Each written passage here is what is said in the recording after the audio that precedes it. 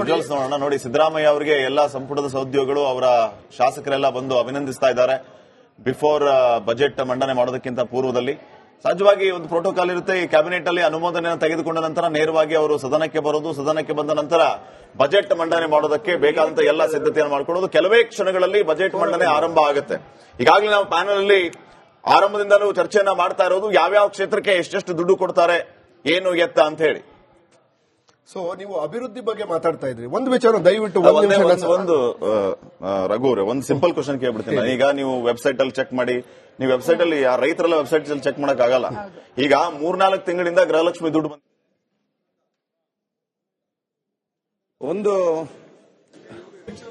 ಒಂದು ಮಾಹಿತಿ ಇದೆ. ಸನ್ಮಾನ್ಯ ಸಚಿವರು ಮತ್ತು ಹಿರಿಯ ನಾಯಕರ ಸನ್ಮಾನ್ಯ KH ಮುನಿಯಪ್ಪರವರು ಇವತ್ತನ್ನ 77ನೇ ಹುಟ್ಟುಹಬ್ಬವನ್ನು ಆಚರಿಸಿದ್ದಾರೆ. ಇಡೀ ಸಂಘದ ಪರವಾಗಿ ನಾವು ಶುಭಾಶಯವನ್ನು ಸಲ್ಲಿಸ್ತೇವೆ. ಸನ್ಮಾನ್ಯ ಸಚಿವರು ಮತ್ತು ಹಿರಿಯ ನಾಯಕರ ಸನ್ಮಾನ್ಯ KH ಮುನಿಯಪ್ಪರವರು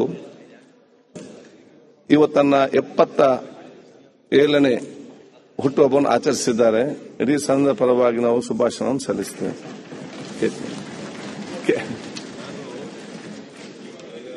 ಅಧ್ಯಕ್ಷರೇ, ನಿಮ್ಮ ಅನುಮತಿಯೊಡನೆ ಪ್ರಾರಂಭ ಮಾಡಿ ಆಮೇಲೆ ಕೂತ್ಕೊಂಡು ಮಾತಾಡ್ಲಿಕ್ಕೆ ನೀವು ಅನುಮತಿ ಕೊಟ್ಟರೆ ಕೂತ್ಕೊಂಡು ಹೋಗ್ತೀನಿ. ಸನ್ಮಾನ್ಯ ಸಭಾಧ್ಯಕ್ಷರೇ, 2025-26ನೇ ಸಾಲಿನ ಆಯವ್ಯಯವನ್ನು ಸದನದ ಮುಂದೆ ಮಂಡಿಸಲು ನಾನು ಹರ್ಷಿಸುತ್ತೇನೆ. ಆಯವ್ಯಯ ಎನ್ನುವುದು ಕೂಡಿ ಕಳೆಯುವ ಅಂಕಿ ಸಂಖ್ಯೆಗಳ ನಿರ್ಜೀವ ಆಟವಲ್ಲ. 7 ಕೋಟಿ ಜನರ ಬದುಕಿನ ಭರವಸೆಯ ಉಸಿರು ಎಂಬ ಅರಿವಿನೊಂದಿಗೆ ನಮ್ಮ ಸಂಕಲ್ಪಗಳನ್ನು ನಾಡಿನ ಜನಕೋಟಿಯ ಮುಂದಿರಿಸುವ ಬಹುದೊಡ್ಡ ಹೊಣೆಗಾರಿಕೆಯೊಂದಿಗೆ ನಿಂತಿದ್ದೇನೆ. ನಮ್ಮ ಕೈ ಬುಟ್ಟಿಯಲ್ಲಿ ಸಿಡಿಲ ಗೂಡಿಹುದು, ಹುಡುಕಿ ನೋಡಿದರಲ್ಲಿ ಸುಮದ ಬೀಡಿಹುದು. ಕುವೆಂಪು ಅವರು ಬರೆದಿರ್ತಕ್ಕಂಥ ಪದ್ಯ ಇದು. ರಾಜ್ಯದ ಪ್ರತಿ ಪ್ರಜೆಯ ಕನಸನ್ನು ಸಾಕಾರಗೊಳಿಸುವ, ನಾಳೆಗಳ ಬಗ್ಗೆ ಭರವಸೆ ಮೂಡಿಸುವ, ನುಡಿದಂತೆ ನಡೆಯುವ ನಮ್ಮ ವಾಗ್ದಾನವನ್ನು ಈ ಆಯವ್ಯಯ ಇನ್ನಷ್ಟು ದೃಢಪಡಿಸುತ್ತದೆ. ಆಯವ್ಯಯವು ಸುಸ್ಥಿರ ಮತ್ತು ನ್ಯಾಯಬದ್ಧ ಆರ್ಥಿಕತೆಯ ಮೂಲಕ ಪ್ರತಿಯೊಬ್ಬರ ಕಲ್ಯಾಣ ಸಾಧ್ಯವೆಂಬ ಮಹಾತ್ಮ ಗಾಂಧೀಜಿಯವರ ಆಶಯದ ಸ್ಪಷ್ಟ ದಿಕ್ಸೂಚಿಯಾಗಿದ್ದು, ಸರ್ಕಾರದ ಸಾಮಾಜಿಕ ಆರ್ಥಿಕ ಸಮಾನತೆಯ ಬದ್ಧತೆಯನ್ನು ಪ್ರತಿಬಿಂಬಿಸುತ್ತದೆ. ಬಲಿಷ್ಠವಾದುದು ಮಾತ್ರ ಬದುಕುತ್ತದೆ ಎಂಬುದು ಮೃಗೀಯ ತತ್ವ. ಮನುಷ್ಯ ಸಮಾಜದಲ್ಲೂ ಈ ರೀತಿಯಾದರೆ ಅದನ್ನು ಸೋಷಿಯಲ್ ಡಾರ್ವಿನಿಸಂ ಎಂದು ಕರೆಯಲಾಗುತ್ತಿದೆ. ಈ ತತ್ವಕ್ಕೆ ವಿರುದ್ಧವಾಗಿ ಮಾನವೀಯ ನೆಲೆಯಲ್ಲಿ ಸಮ ಸಮಾಜದ ಆಶಯದ ಮೂಲಕ ದೇಶವನ್ನು ಕಟ್ಟಲು ಬಾಬಾ ಸಾಹೇಬ್ ಡಾ BR ಅಂಬೇಡ್ಕರ್ ಅವರ ಸಂವಿಧಾನ ರಚಿಸಿಕೊಟ್ಟಿದ್ದಾರೆ.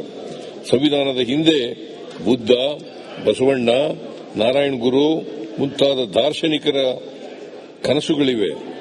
ಇವರೆಲ್ಲರ ಆಶಯಗಳಂತೆ ನಾವು ಬದ್ಧತೆಯಿಂದ ರಾಜ್ಯವನ್ನು ಮುನ್ನಡೆಸುತ್ತಿದ್ದೇವೆ. ಸಾಮಾಜಿಕ ನ್ಯಾಯದ ತಳಹದಿ ಭದ್ರಗೊಳ್ಳುತ್ತಲೇ ಇರಬೇಕು ಎನ್ನುವುದು ನಮ್ಮ ಸರ್ಕಾರದ ದೃಢ ಸಂಕಲ್ಪ. ಇರುವೆಲ್ಲವನ್ನೂ ಎಲ್ಲ ಜನಕ್ಕೆ ತೆರವಾಗಿಸುವ ಸಮಬಗೆಯ, ಸಮಸುಖದ, ಸಮದುಃಖದ, ಸಾಮರಸ್ಯದ ಸಾಮಗಾನ ಲಹರಿಯ ಮೇಲೆ ತೇಲಿ ಬರಲಿದೆ ನೋಡು ನಮ್ಮ ನಾಡು. ಗೋಪಾಲ್ ಕೃಷ್ಣ ಅಡಿಗಾರ್ ಅವರದು. ಕೂತ್ಕೊಂಡು ಓದ್ಬೋದ?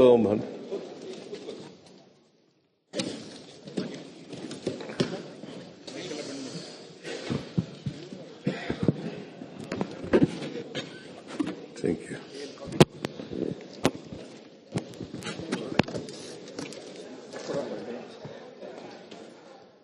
ಲಭ್ಯ ಸಂಪನ್ಮೂಲಗಳನ್ನು ಸರ್ವರಿಗೂ ಲಭ್ಯವಾಗುವಂತೆ ನೋಡಿಕೊಳ್ಳುವುದು ಸರ್ಕಾರದ ಜವಾಬ್ದಾರಿ. ಆರ್ಥಿಕ ಅಭಿವೃದ್ಧಿ ಹಾಗೂ ಜನಕಲ್ಯಾಣಗಳ ನಡುವೆ ಸಮತೋಲನ ಸಾಧಿಸಿ ಸಾರ್ವತ್ರಿಕ ಮೂಲ ಆದಾಯ ಕಲ್ಪನೆಯ ಮೂಲಕ ಕರ್ನಾಟಕ ಅಭಿವೃದ್ಧಿ ಮಾದರಿಯನ್ನು ರೂಪಿಸುತ್ತಿದ್ದೇವೆ. ಪಂಚ ಗ್ಯಾರಂಟಿಗಳು ಸೇರಿದಂತೆ ನೀಡಿರುವ ಹಲವು ಕಲ್ಯಾಣ ಕಾರ್ಯಕ್ರಮಗಳು ಉಚಿತ ಕೊಡುಗೆಗಳಲ್ಲ. ಇವು ಆರ್ಥಿಕ ಮತ್ತು ಸಾಮಾಜಿಕ ತತ್ವದಲ್ಲಿ ಮಾಡಿರುವ ಹೂಡಿಕೆಗಳು ಎಂದು ಆತ್ಮವಿಶ್ವಾಸದಿಂದ ಹೇಳಬಯಸುತ್ತೇನೆ. ನಾಡಿನ ಖ್ಯಾತ ವಿದ್ವಾಂಸರಾಗಿದ್ದ ಮುಜಾಫರ್ ಅಸಾದಿಯವರು ಗ್ಯಾರಂಟಿ ಯೋಜನೆಗಳ ಹಿಂದೆ ಬಡತನದ ನೋವಿದೆ, ಬಡತನದ ಹಿಂಸೆ ಇದೆ, ಮಹಿಳೆಯರಲ್ಲಿ ಮಡುಗಟ್ಟಿದ ನೋವುಗಳಿವೆ, ಅಸಮಾನ ಭಾರತದ ಪರಿಕಲ್ಪನೆ ಇದೆ ಎಂದಿದ್ದಾರೆ. ಇದ್ಯಾರ ತೆಗೆದಾಕ ಸ್ಪೀಕರ್ ಹೇಳೋದು ಹಿಂದೆ ಇಟ್ಬಿಡಿ ಅಂತ.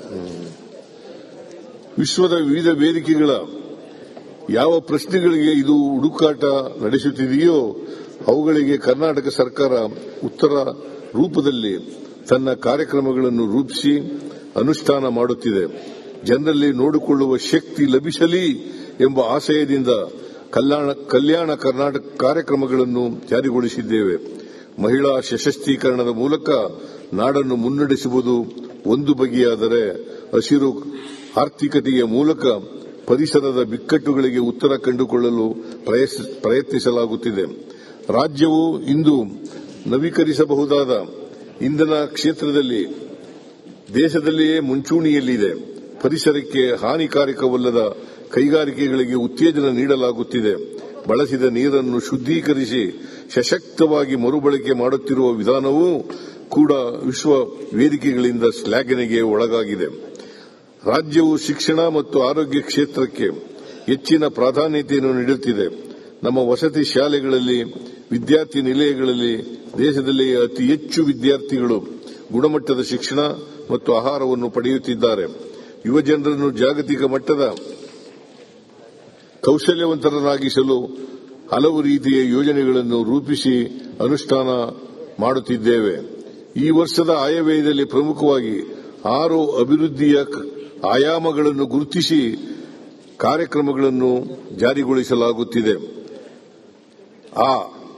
ಕಲ್ಯಾಣ ಕಾರ್ಯಕ್ರಮಗಳ ಆಯವ್ಯಯ ಗ್ಯಾರಂಟಿ ಯೋಜನೆಗಳ ಜೊತೆಗೆ ಇತರ ಜನಪರ ಕಾರ್ಯಕ್ರಮಗಳಿಗೂ ನಮ್ಮ ಸರ್ಕಾರ ಒತ್ತು ನೀಡಿದೆ. ದುರ್ಬಲ ವರ್ಗದವರಿಗೆ ನೀಡುತ್ತಿರುವ ಸವಲತ್ತುಗಳನ್ನು ಇನ್ನಷ್ಟು ಬಲಪಡಿಸುವ ಗುರಿ ಹೊಂದಿದ್ದೇವೆ. ಪರಿಶಿಷ್ಟ ಜಾತಿ, ಪರಿಶಿಷ್ಟ ಪಂಗಡ, ಹಿಂದುಳಿದ ವರ್ಗಗಳು, ಅಲ್ಪಸಂಖ್ಯಾತರು, ಮಹಿಳೆಯರು, ರೈತರು, ಶ್ರಮಿಕರು ಸೇರಿದಂತೆ ವಿವಿಧ ವರ್ಗಗಳ ಅಭ್ಯುದಯಕ್ಕೆ ನಮ್ಮ ಸರ್ಕಾರ ಕಾರ್ಯಕ್ರಮಗಳನ್ನು ಅನುಷ್ಠಾನ ಮಾಡಲಿದೆ. ಕೃಷಿ ಮತ್ತು ಗ್ರಾಮೀಣ ಅಭಿವೃದ್ಧಿ ಆಯವ್ಯಯ ಕೃಷಿ, ತೋಟಗಾರಿಕೆ, ರೇಷ್ಮೆ, ಪಶುಸಂಗೋಪನೆ, ಮೀನುಗಾರಿಕೆ ಮತ್ತು ಗ್ರಾಮೀಣ ಅಭಿವೃದ್ಧಿಗಳು ಪರಸ್ಪರ ಪೂರಕವಾಗಿ ದುಡಿಯುವ ಕಾರ್ಯಕ್ಷೇತ್ರಗಳು. ಇವುಗಳ ಸಮಗ್ರ ಅಭಿವೃದ್ಧಿ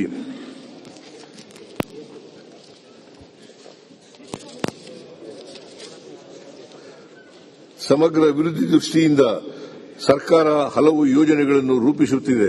ರೈತರು, ಮೀನುಗಾರರು ಮುಂತಾದವರ ಆದಾಯ ಹೆಚ್ಚಿಸುವ ಈ ಯೋಜನೆಗಳು ಭವಿಷ್ಯದ ಕರ್ನಾಟಕದ ಆರ್ಥಿಕಾಭಿವೃದ್ಧಿಗೆ ಮಹತ್ವದ ಕೊಡುಗೆ ನೀಡಲಿವೆ. ಕೃಷಿ ಮತ್ತು ಇನ್ನಿತರ ಆಸ್ತಿಗಳ ದಾಖಲೀಕರಣ, ಮೂಲಸೌಲಭ್ಯ ಒದಗಿಸುವಿಕೆ, ಸಮರ್ಪಕ ವಿದ್ಯುತ್ ಪೂರೈಕೆ, ಗೋದಾಮುಗಳ ಒದಗಿಸುವಿಕೆ ಮುಂತಾದ ಚಟುವಟಿಕೆಗಳ ಮೂಲಕ ಗ್ರಾಮಗಳ ಅಭಿವೃದ್ಧಿಗೆ ಮತ್ತು ಗ್ರಾಮೀಣ ಜನರ ಆದಾಯ ಹೆಚ್ಚಿಸಲು ಶ್ರಮಿಸಲಾಗುವುದು. ಅಭಿವೃದ್ಧಿ ಕೇಂದ್ರಿತ ಆಯವ್ಯಯ ನಮ್ಮ ಸರ್ಕಾರ ರಾಜ್ಯದ ಅಮೂಲಾಗ್ರ ಆರ್ಥಿಕ ಬೆಳವಣಿಗೆ ಹೆಚ್ಚಿಸುವಲ್ಲಿ ಮೂಲಸೌಕರ್ಯ ಕ್ಷೇತ್ರದ ನಿರ್ಣಾಯಕ ಪಾತ್ರವನ್ನು ಗುರುತಿಸಿ ಈ ಬಾರಿ ಬಂಡವಾಳದ ಮೇಲಿನ ವೆಚ್ಚಗಳಿಗೆ ಗಣನೀಯವಾದ ಅನುದಾನ ಒದಗಿಸಿದೆ. ಬಂಡವಾಳ ಲೆಕ್ಕದಲ್ಲಿ 47.3% ಹೆಚ್ಚಳವಾಗಿರುವುದು ಅಭಿವೃದ್ಧಿ ಕೇಂದ್ರಿತ ಆಯವ್ಯಯ ಎನ್ನುವುದಕ್ಕೆ ಸಾಕ್ಷಿಯಾಗಿದೆ. ಆರೋಗ್ಯ ಮತ್ತು ಶಿಕ್ಷಣ ಕ್ಷೇತ್ರದಲ್ಲಿ ಮಾಡಿರುವ ಹೂಡಿಕೆಯು ಸ್ವಸ್ಥ ಸಮಾಜದ ನಿರ್ಮಾಣಕ್ಕೆ ದಾರಿಯಾಗಲಿದೆ. ನಗರಾಭಿವೃದ್ಧಿಗೆ ಆದ್ಯತೆ. ದಿನೇ ದಿನೇ ವೇಗವಾಗಿ ಬೆಳೆಯುತ್ತಿರುವ ರಾಜ್ಯದ ನಗರಗಳಲ್ಲಿ ನಾಗರಿಕರಿಗೆ ಸಮರ್ಪಕ ಮೂಲಸೌಕರ್ಯ ಹಾಗೂ ಗುಣಮಟ್ಟದ ಸೇವೆಗಳನ್ನು ಒದಗಿಸಲು ನಗರಾಭಿವೃದ್ಧಿ ಯೋಜನೆಗಳಿಗೆ ವಿಶೇಷ ಒತ್ತು ನೀಡಲಾಗಿದೆ.